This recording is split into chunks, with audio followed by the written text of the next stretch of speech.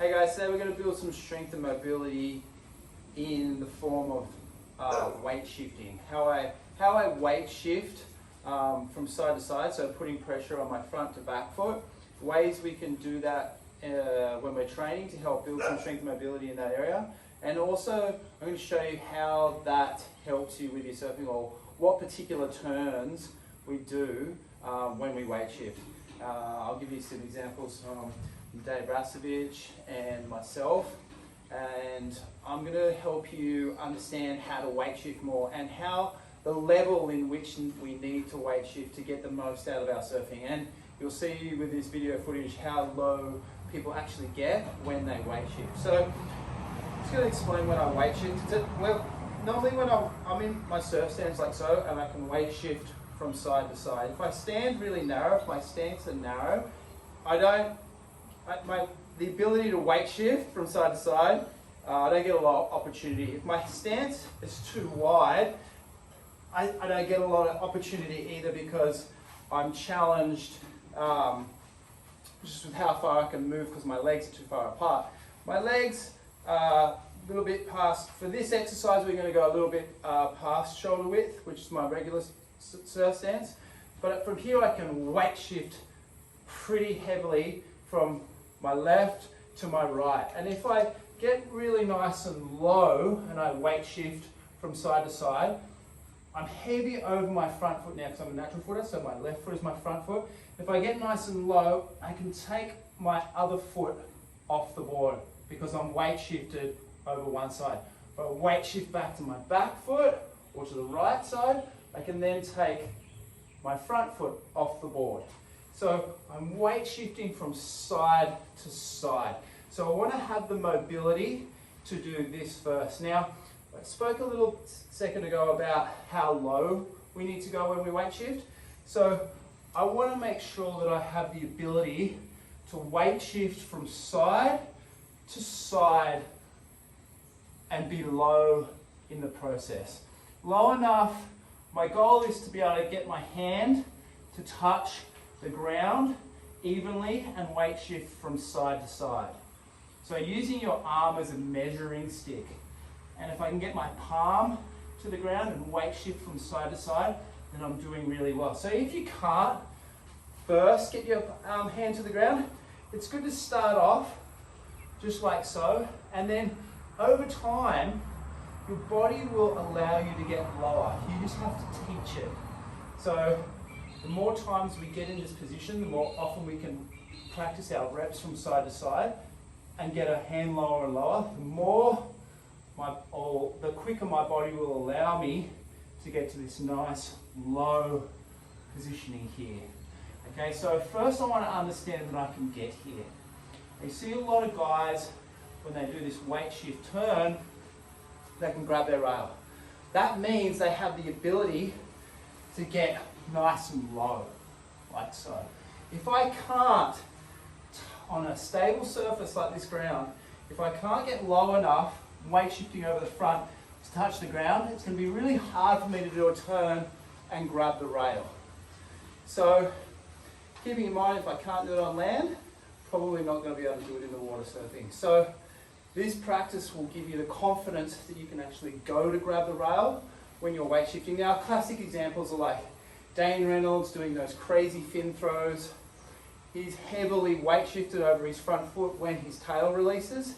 And a lot of the time too, he grabs the rail with his right hand because he's a goofy footer.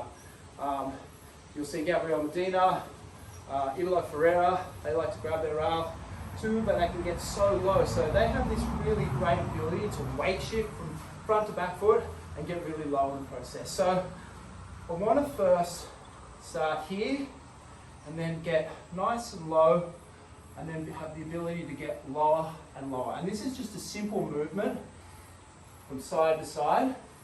And once I can get here, now I want to build some strength so I can really make sure I can handle the weight shifting when I'm surfing. So a really good exercise to do is like a reverse wood chop.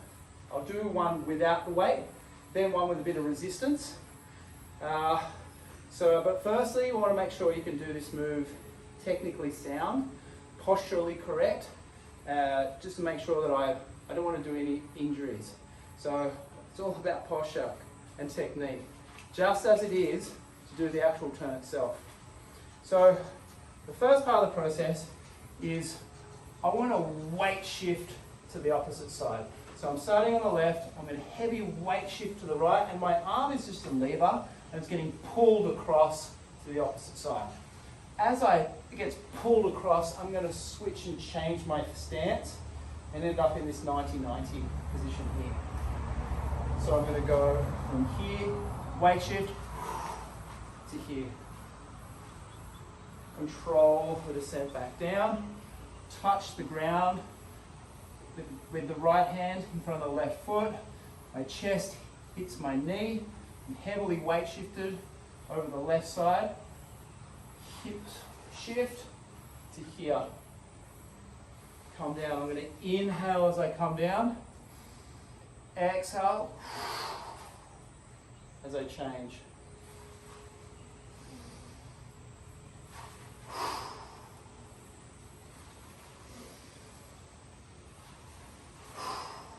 We want to do about 7 to 8 reps on one side, building up to 10.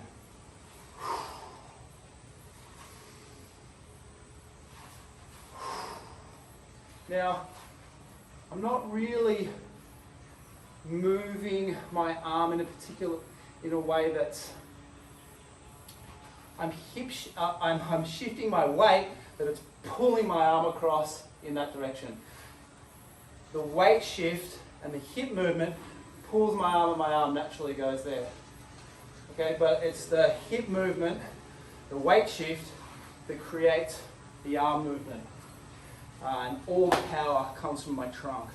So the glutes, the obliques, everything in this area here switches on and pulls to that side. So I'm going to reverse now to here. Inhale, exhale.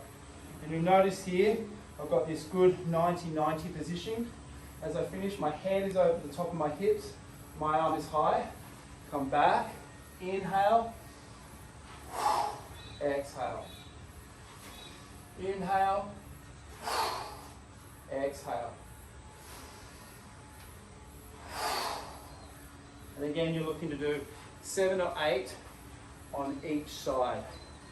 So once I get really comfortable doing that movement, a good way to do it is video yourself, do it in front of a mirror, make sure that you have a similar movement as to mine, make sure those key points that I've mentioned are in your process and you can see that, and then you can add a weight.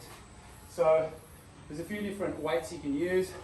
If you just want to start off with something light, for example, a water bottle is great, and then you can build up as you go along into something a little more heavy. But again, it's more about the posture, making sure you sound, so don't go too heavy too quick. And you just need a bit of resistance to make it a little bit more challenging. So I'm just going to use this water bottle for now. From here, inhale, exhale. And I'm stabilizing here. And this weight here, stabilizing, is really quite challenging, especially once it gets heavier. Inhale.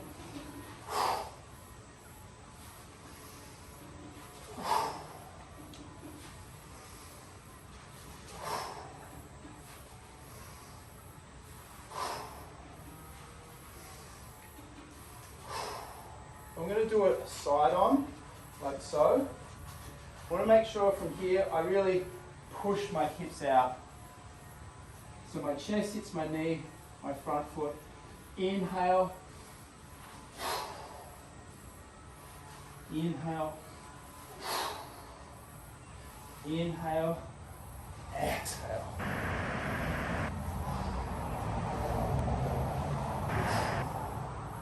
Come down. Weight shift to the right side. To here. And I'm looking to do, again, 7 to 8 reps, moving into 10. 3 sets. So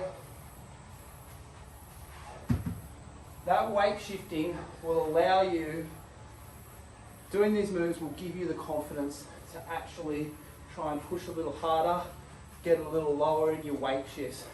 You've seen a couple of videos here today that have really outlined or shown the correlation between this move and that front side turn. Hope you enjoyed today's session. If you'd like to join some live sessions, you can check it Mobility Monday. It's on my website, surfblackball.com, where you can join 30-day surf trip fitness. Or if you want to send me some clips and we can analyse, and if you want to send some techniques with you personally, there's some programs in there like Smile High Surf Club or Film School. surfblackball.com. Enjoy, guys. You.